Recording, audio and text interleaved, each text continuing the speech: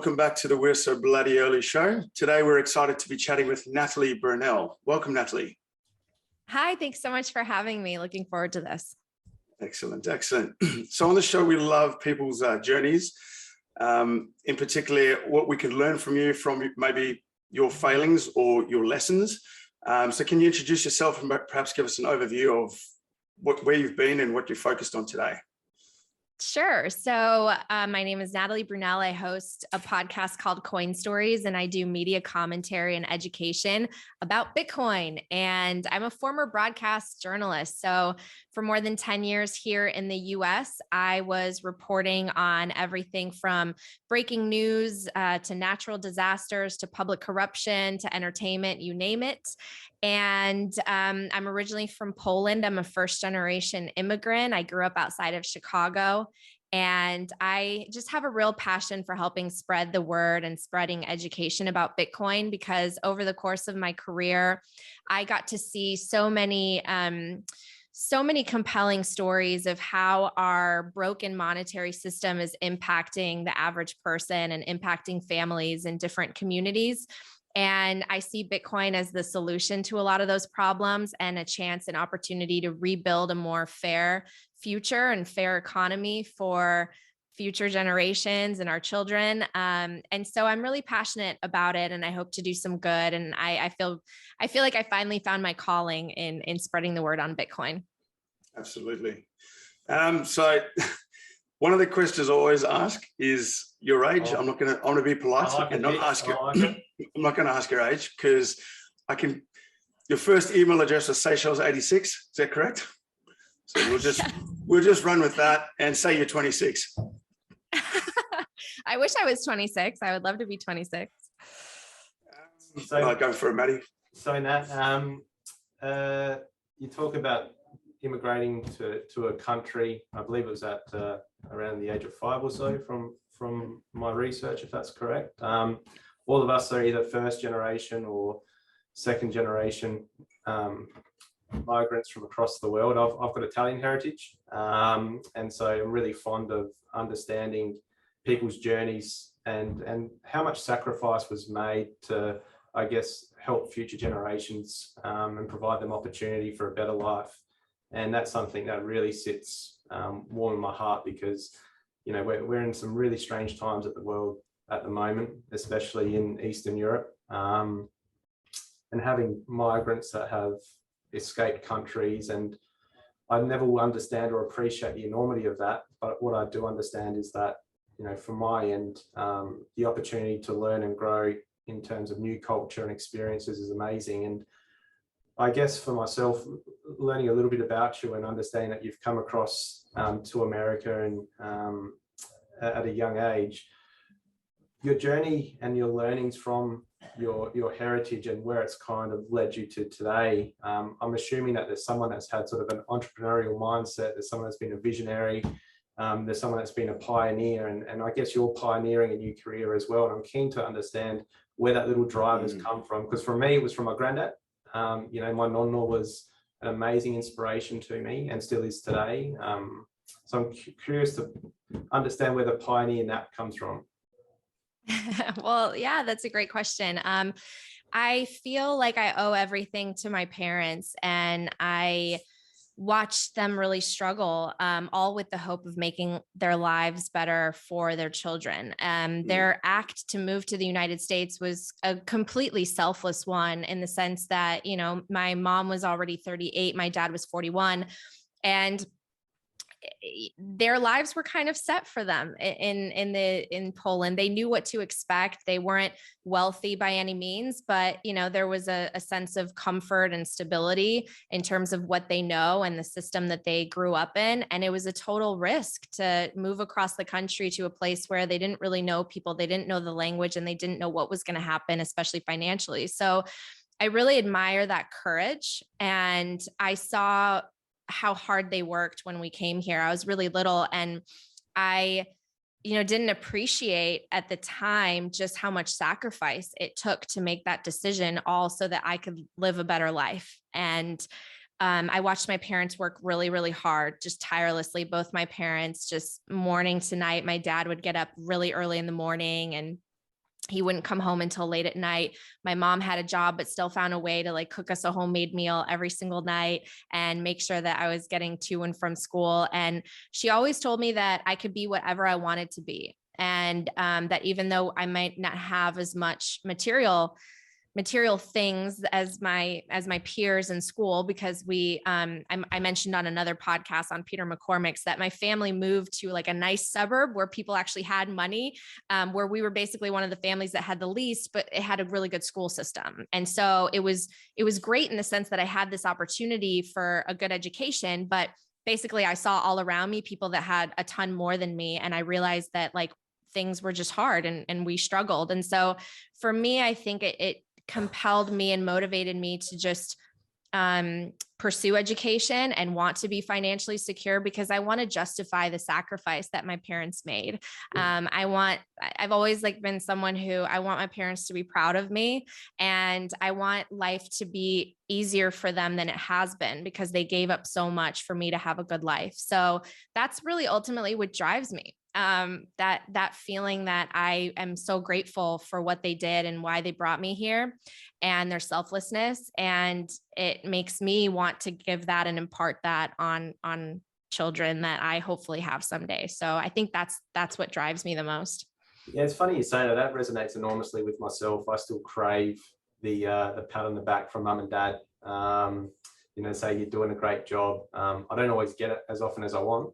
But it certainly is something that keeps me on the straight and narrow and continues to keep me focused in the stuff that I do. I run a civil structural engineering firm and came from very much nothing, and understand what's required to make something work, that determination. So you've gone through and understand some hardship, for a better word, and some opportunity, and the word work ethic resonates with me enormously. And I imagine being respectfully a lady in industry, in particular in the new space that you're cracking into, the early days and how you kind of got involved, and the rejection or the lack of opportunity that most likely came with that. Tell us a little bit about that. And I'm sure the grit and determination that your upbringing gave you probably allowed you to drive through that without feeling sorry for yourself, I guess. Oh, absolutely. And I'm really grateful to it, even though it was really hard going through all of it. And it's still a challenge. I'm still trying to prove myself, but basically I always felt like I had to work 10 times harder because of, my background, because of the fact that my family had no roots planted here, no connections, no inheritance, no pension funds, and no like set retirement. It was just like literally everything could be taken away from us at any moment. And I kind of felt that constant instability financially. And so I just felt like I had to outwork everyone, and that was going to be the thing that propels me, because I'm never going to be necessarily the smartest or the prettiest person in the room, but I could probably be the hardest working. I'll correct you on that. So, I'll correct you on that second part. But yeah, so, and it's funny too, because growing up, I watched a lot of television and news and films. And so I was really attracted to the idea of working in media in general, because I loved stories. And on the film side, I loved the escapism and the fact that, like there's always a happy ending, and I always craved a happy ending. But then on the news side, I thought it was so amazing that these people had this opportunity to travel and meet with world leaders and do fascinating interviews. And I felt like they had an impact on their communities, and they became thought leaders themselves. So I decided when I was very young that I wanted to work in media, but it's obviously a very competitive, very difficult industry, especially one that you do need some connections for, or at least they help. Yeah. And my mom, of course, my parents, they wanted me to go down a more financially stable or predictable path, which would be being a doctor or a lawyer. And so I think I, worried them a lot when I decided I was going to pursue journalism, because it's just, there's no guarantee that you're going to have a lucrative career. There's no guarantee that you're going to go national.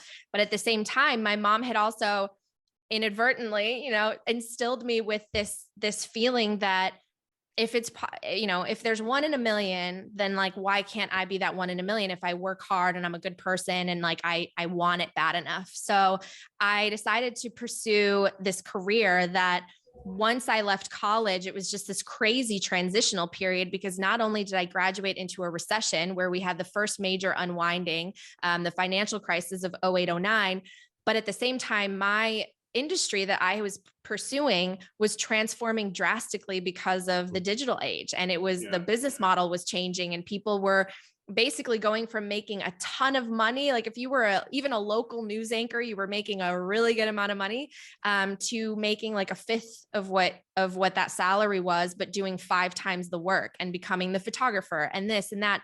And that's something I didn't have a crystal ball. I didn't know that the industry was headed in that direction. I couldn't see it. And so I never had it easy. I always had to work hard. And if I was going to continue to pursue that, I wasn't going to make a lot of money, and it was going to be very difficult. And then I had agents reject me, and this person reject me, and this person because of my appearance, or I didn't look a certain way. I didn't have a certain voice. And like, you just face constant rejection. And I'm proud of the fact that I stuck with it, because it's not easy. I saw a lot of my colleagues, venture off and decide they're getting out of the industry. And I stuck it out because my goal, I was like, I have to get national, like that. I've worked so hard, and that's my goal. And that's the biggest platform. And that's the chance to be financially secure.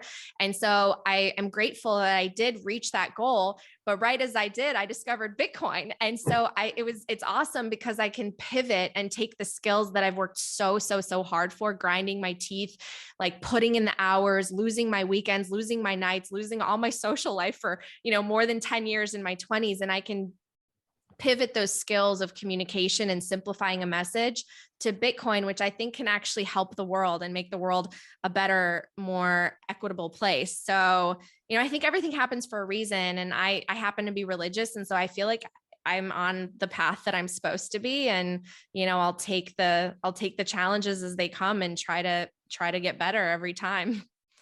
Yeah, that's absolutely, I'm very rarely speechless. So to do that to me, you've inspired the shit out of me. That's it is an amazing story, and something that you should be super proud of, as we mentioned just prior to coming on. There's a couple of points that you touched on there. You couldn't see where the digital age was coming, but you could see Bitcoin, and you have seen Bitcoin. What was the difference in those 2 points? Because sometimes we get given opportunities to grow or do something different, and we just can't see it because we're either not ready to hear, we don't want to see it, or we just blatantly have our heads up our proverbial. But the moment came for you where you've grown a career, you've grown a set of skills, and it's landed you in a spot where the word Bitcoin has come across your eyes, and at that point there, it's either captured you or it hasn't, which it did to me. The first time I seen Bitcoin, I didn't really care for it. I wasn't ready for it. I was too busy doing other things. So what was that moment, and how did it really capture your attention to do what you're doing today? Yeah. So I would say that my life has been a journey of learning. And when I was in school, what I did know for certain was that my parents worked really hard, and that every single year it just seemed to get harder to afford everything. And it didn't matter who was in office, because I know we like to politicize everything in this country today, but whether there was someone Republican or Democrat in office, life around us got more expenses. The wages didn't keep up.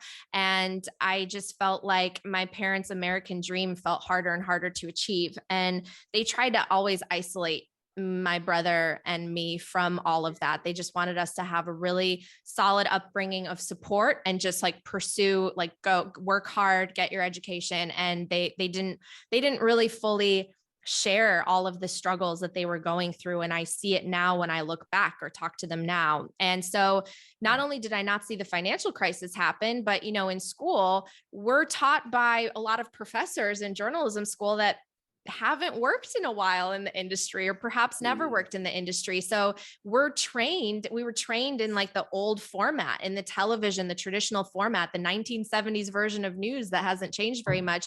While in the meantime, these companies are creating platforms where any one of us can become a journalist. And now we can like put our thoughts and our pictures and our videos out there for anyone to consume, and then we can monetize it. And so I did not get that. I didn't see that until it was in real time hitting me in the face while I was a reporter for television, taking the very traditional path and probably making it harder on myself.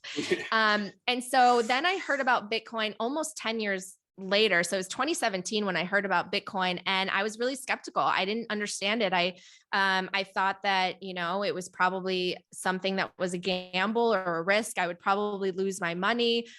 Who created it? How is it secured and backed up? But that's only because, you know, your first exposure to Bitcoin, you can only learn so much, because we don't have the fundamental understanding just coming out of school or working in our daily lives of how our financial system really works, how it's structured, what the history of it is. We don't have great financial literacy, in my opinion, almost anywhere. No. And so you have to really take the time. You have to take the time to dig in, and you have to be curious enough. And so for me, I feel fortunate almost that I went through kind of the struggles that I did, both on a personal level with my family, but also in my career, because I think it set me up to know that there's a major problem. And I had this hunger and curiosity to figure out, what is that problem? Like, why is it so hard? Why do more and more people feel left behind?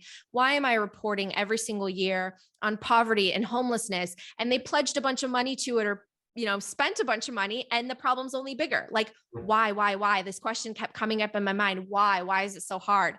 And when I finally dug into Bitcoin through the process of reading all these wonderful books that exist in the space and following these thought leaders that I eventually interviewed on my podcast, I realized that, well, it's our money system's broken, and the people in power, some of them don't know. And the people that do don't want you to know, because they're taking advantage of that. So I became very passionate, and then I went really far down the rabbit hole and launched my podcast and all that. But, you know, I relate to people that are skeptical, because I used to be there, and it really takes time to start to unpack the layers and learn about the problem before you can appreciate the solution and why it was created. I think a lot of people as well. For me, I was very lucky. I can resonate with you massively. I'm immigrated from South Africa with my parents. I'm the eldest of 5. I was a black sheep as well. So when they came here, my parents struggled really hard fitting into Australia. We're all in Australia. And so they ended up having to leave here because the South African rand was so bad here that got them nowhere. But they had to leave here and go to America. So now that my whole family's in America and I'm here. But because I never paid attention to money or anything like that, and I think this is the problem with a lot of people that don't get Bitcoin, is they have to unlearn what they've learned. Mm-hmm. The stuff they've been taught that's wrong. Yes. And I didn't learn it. So I was very fortunate when Bitcoin came into my life in 2018, I had a blank canvas. So I got to build this thing from the ground up, and I was very lucky. So yeah, it's interesting to hear how you've had to do that, and you had to try and connect the dots. And then, yeah, that's, I think a lot of people have a difficulty in this space trying to understand Bitcoin. Well, a lot of people don't get to see it, right? Because they're just not exposed to it. And if they are exposed to it, it comes through channels which are ill-informed, misguided, misdirected. And I think as a result of that, you trust the people typically around you. And if they're ill-informed, well, what hope do you have? And that's where I think we're in a world where I see social media being quite powerful to actually give people the opportunity to be educated if they choose to be. And one of those challenges I'm sure that you've faced, Nat, is orange pilling your parents potentially. How did that conversation start? Because I'm interested to know, because you're a very family orientated person. So how does Bitcoin help a family? Well, it took me a bit to orange pill my family because, my parents are so old world. They're so old school. And so if anything, my mom has always been a gold bug and believed in hard money. And she's worked in the American banking system, but she was skeptical of something that's completely digital. And so what helped me actually orange pill my parents is the book, The Bitcoin Standard by Saifedean Ammous, which is really what was pivotal in me changing my mind about Bitcoin and wanting to learn more about it and eventually change my career. So I actually sent that to my family in Polish.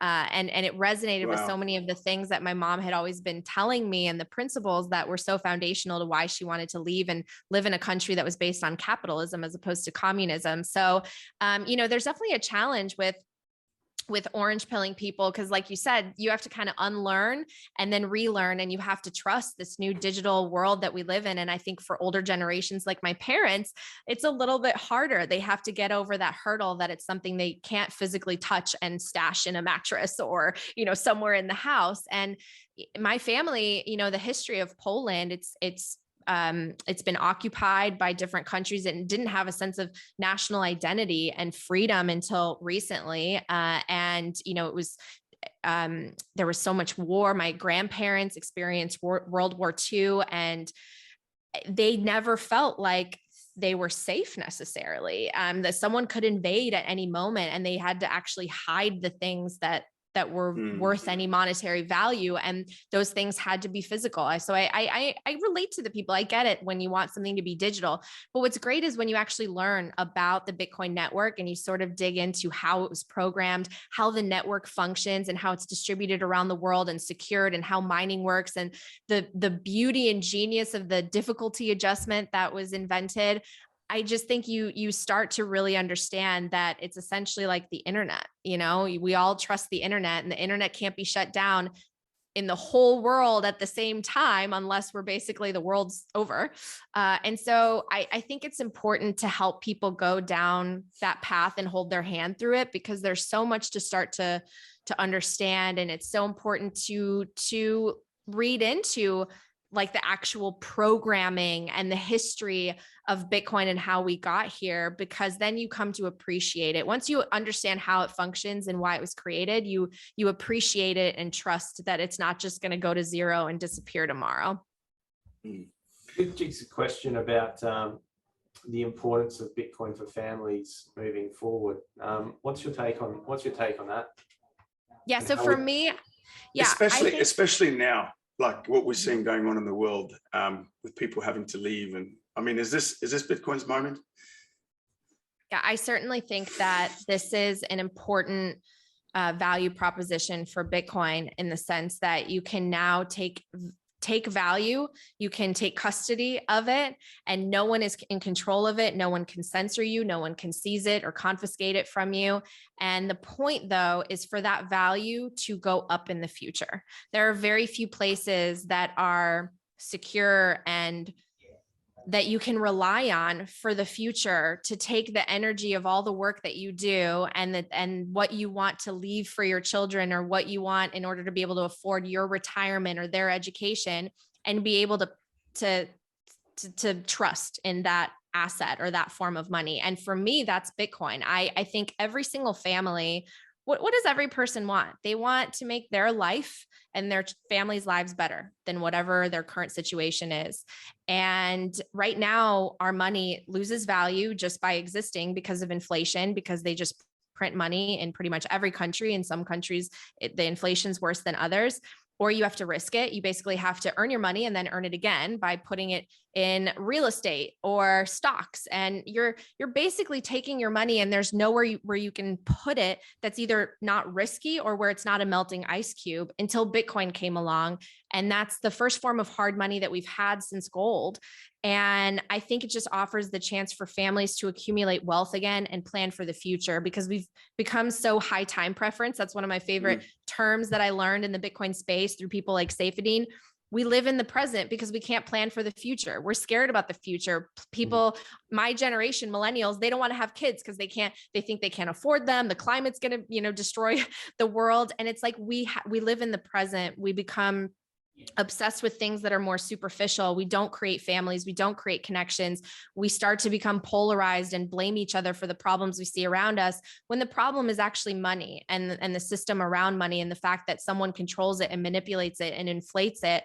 And I think Bitcoin returns us to this opportunity to rebuild a system based on value, based on price signals, based on supply and demand, based on what you bring to the table. I don't think, I've said before on shows, I'm not saying that the world will be all equal under Bitcoin, because everyone has different motivations and talents and skills and time that they're willing to provide to creating a business or entrepreneurship venture, but it will have more equal opportunity. And that's what we don't have right now. We don't have equal opportunity to be able to make our lives better. There's a disproportionate advantage to people who already have money or are already with big corporations or big banks at the expense of the little guy. And it's tearing countries apart. That's what erodes society. When you look at history, when the money is broken, society goes to hell, and you have populist uprisings. And that's what I believe is actually happening. And so if we want to protect our families, we have to protect the money that they earn.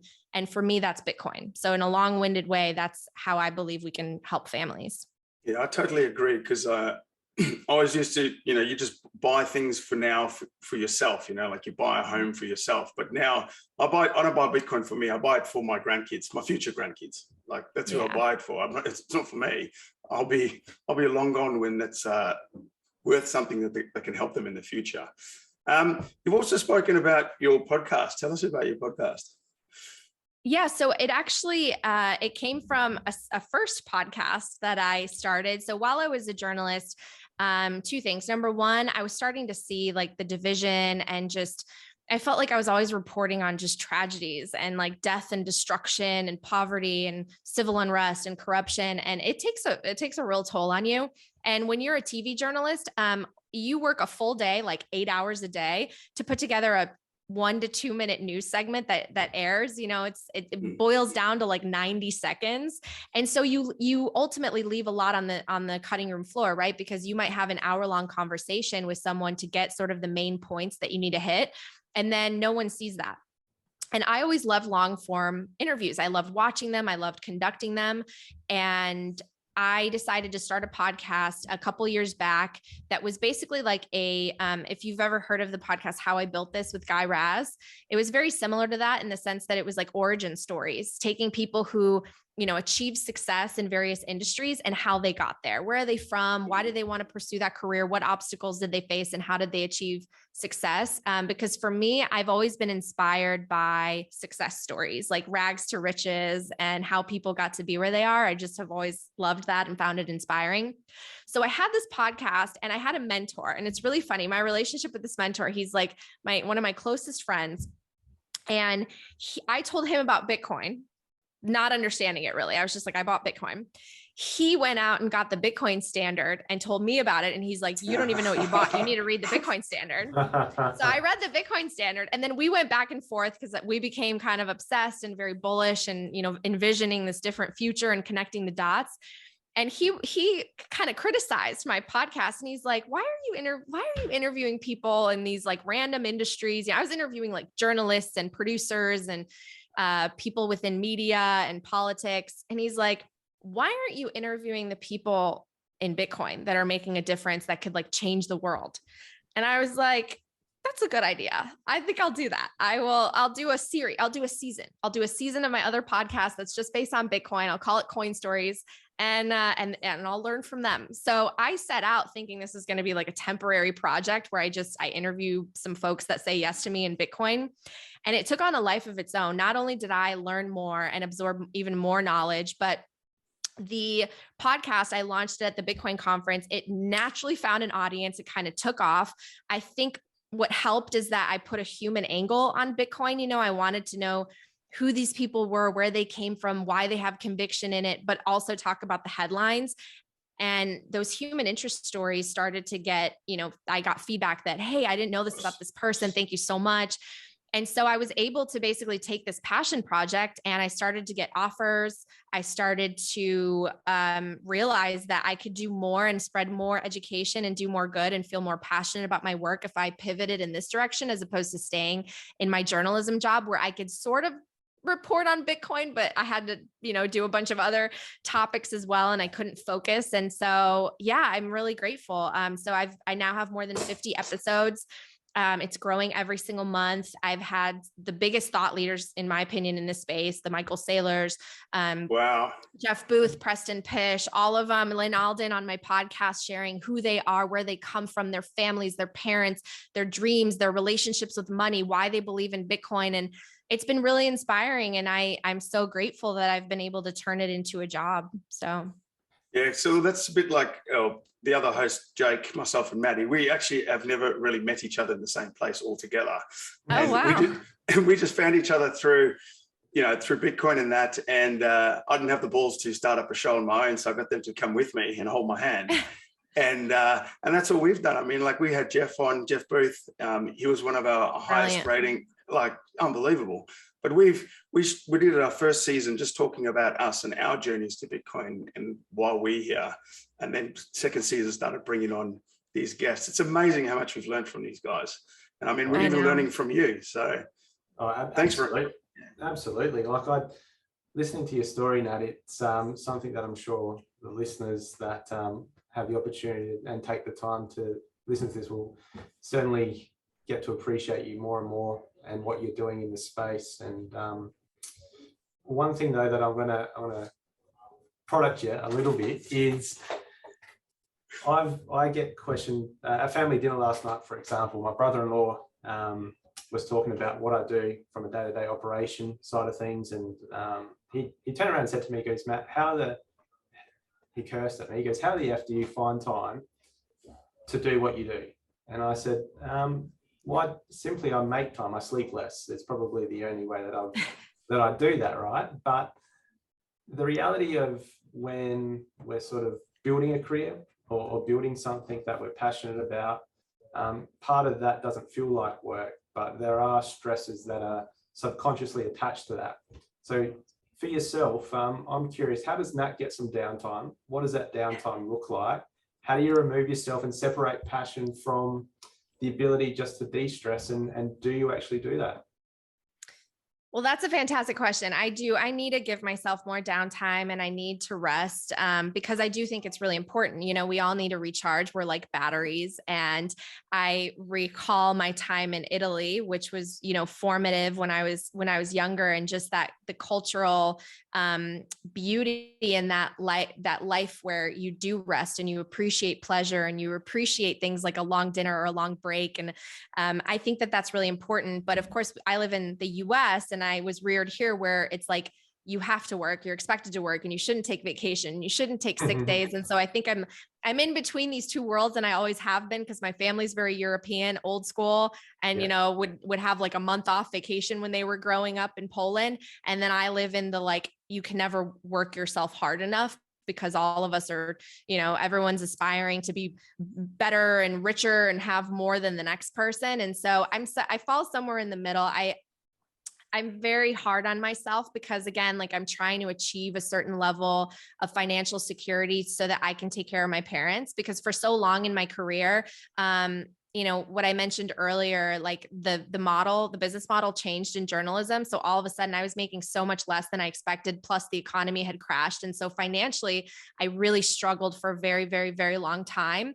And so I still feel like I'm catching up, and my dream is to be able to retire my parents, and I'm not there yet. So I have this like fire and hunger and motivation to work until I do that. And I always feel like, you know, someone could catch up to me, and like, I have to just outrun everybody. But I need to step back and take more time for myself, because I enjoy vacations, and I need to like nurture my personal life more. It's just, it's hard because, like, you're right. Once you feel like you're doing something you're super passionate about, it doesn't feel like work. And suddenly I have like Twitter in my hand at 11 o'clock at night, you know, and it's not like technically part of the job, but it is, you know, my job is kind of this and everything. So I don't know. I need to take more downtime. That's for sure. And I hope that will become easier when I feel like I'm, you know, more financially secure to the point that I don't have to worry. I want to really interrupt there. It won't. If we're wired anywhere the same, the work ethic that's instilled in you does not change. Yeah. So I spoke to Jigs on the way here. I'm doing something totally spontaneously in 5 hours.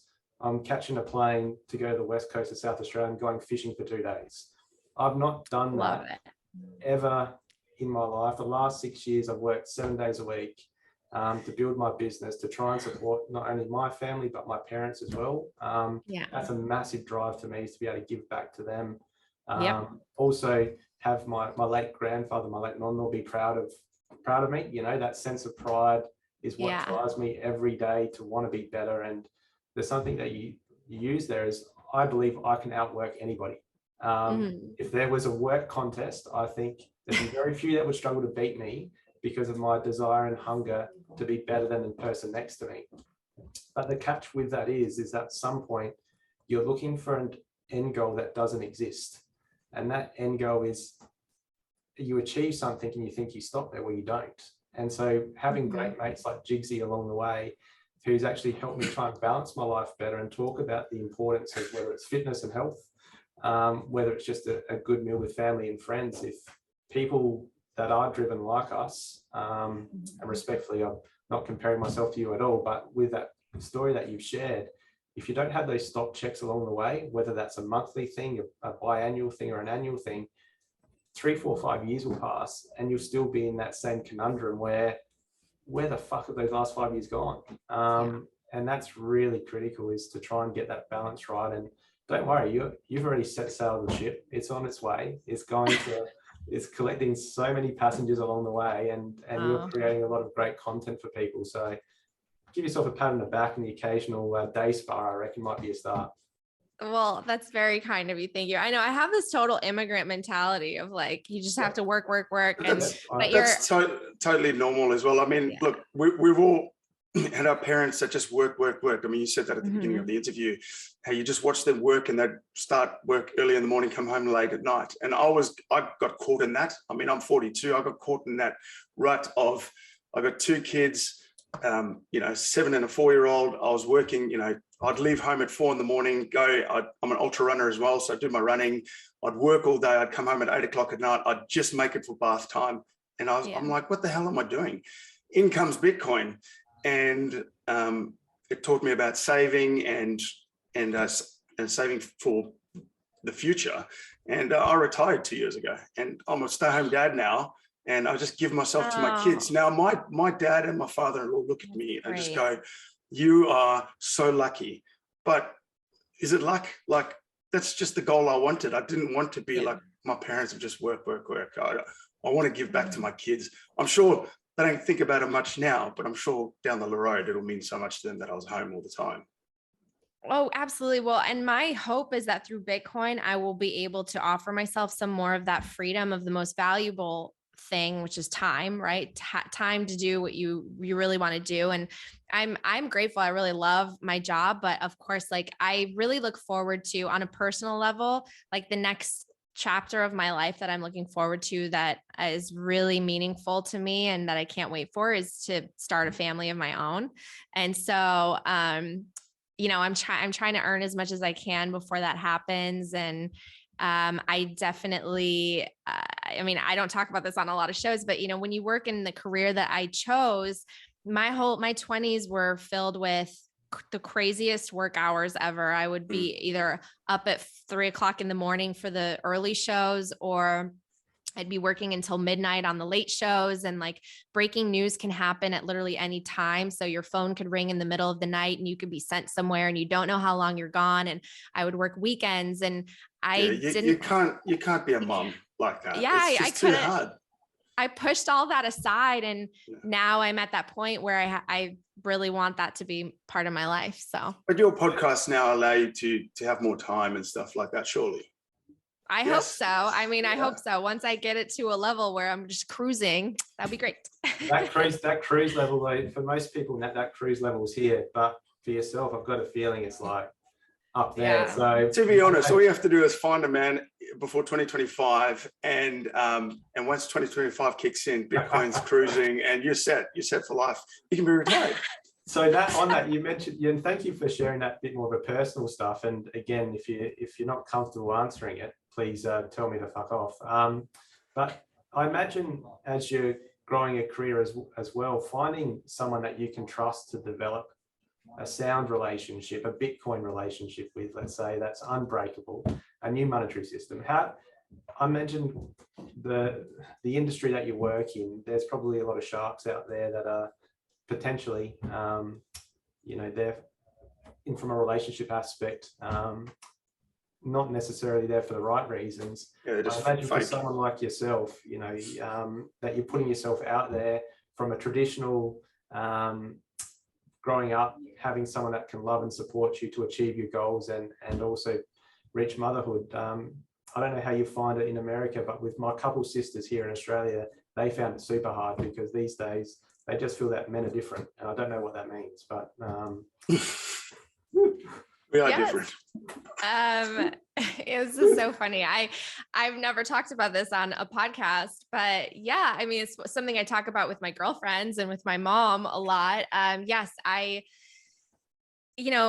it's really funny because I was raised with such a traditional family, and I'm Catholic and I'm European. And so I grew up with a mom who, cooked for my family and had a more traditional role. And I'm a hopeless romantic. And so I like the traditional roles that a woman and a man have. At the same time, I'm very passionate about my work, and I had two parents that always had to work because financially that was necessary. But I think I've struggled because on the one hand, I have this career that's very competitive and challenging and time consuming. And, at this point now I have a lot more exposure, and sometimes men find that a little bit intimidating, or there's a power struggle. And I just, it's hard to find someone who's soft enough that is still romantic and sweet and traditional, but also strong enough and independent enough to handle someone who's also strong and has a following and has these goals and motivations. And you get one or you get the other. You get someone who's super romantic, cheesy, but then can't handle your career, or you get someone who's really powerful and successful himself, and then has no time for you and isn't romantic. And so my hope is that the current relationship that I've found myself in recently is the balance of the two. Well, is he a Bitcoiner? Because I met him at a Bitcoin Christmas party. So that's perfect, because what I think the problem is the legacy system does have that problem with that power struggle of male and female. Whereas I've found in the Bitcoin industry, we want more females in the industry. That's I think Bitcoiners want it. They want it equal. And I think that's, I think you're on the right path. Good job. I think Nat, the role of a partner, in my opinion, is to support your partner to become the best version of themselves, right? Nothing more, nothing less. The conundrum that you're faced with is what I call insecurity. People don't understand their self-worth, and as a result, they become insecure, which leads to a whole series of characteristics and traits which are not anything other than what's the word I'm looking for, demeaning, and all these types of negative connotations with being in a relationship. So finding someone, especially in today's time, that can emotionally support, financially support, and ultimately just be a bloody good friend. You have to have great intimacy. I think you care what anyone says. You don't have an intimate relationship, there's a massive problem with that.